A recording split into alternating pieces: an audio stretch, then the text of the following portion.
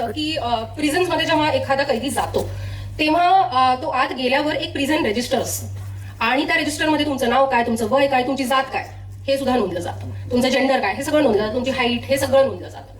आणि त्या प्रिझन रजिस्टरमध्ये एक जो कास्ट कॉलम असतो तो ह्यासाठी महत्वाचा असतो की एनसीआरबी जे नॅशनल क्राईम रेकॉर्ड्स ब्युरो आहे ते दरवर्षी एक रिपोर्ट काढतो. It's called the annual statistics prison statistics report.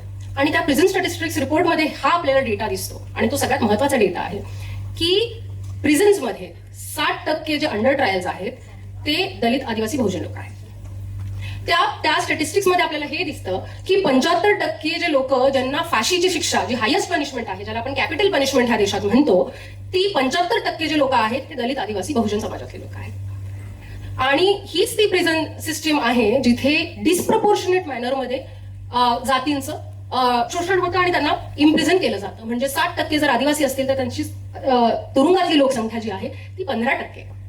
So अशी जेव्हा ही आपली तुरुंग व्यवस्था असते, मला असं वाटतं की आपण जेव्हा अँटीकास्ट मुव्हमेंट बोलतो, आपण आंबेडकराईट मुव्हमेंट म्हणतो, तेव्हा आपले दोनच मुद्दे असतात महत्वाचे. जसं सरांनी म्हटलं की अटीतटीचा जो मुद्दा असतो तो रिझर्वेशन, आणि फार जेव्हा आपल्याला त्रास होतो तेव्हा ते अट्रॉसिटीज. पण असे खूप पॉलिटिकल मुद्दे आहेत, जसं तुरुंग व्यवस्थेतला मुद्दा आहे. तुरुंग व्यवस्थेतला मुद्दा मला असं वाटतं आंबेडकरी चळवळीचा मुद्दा आहे, तो अँटीकास्ट मुव्हमेंटचा मुद्दा आहे. तो इतका पॉलिटिकल मुद्दा आहे की का म्हणून एका विशिष्ट जातीच्या वर्गाच्या लोकांनाच तुरुंग व्यवस्थेमध्ये हे केलं जातं, टाकलं जातं.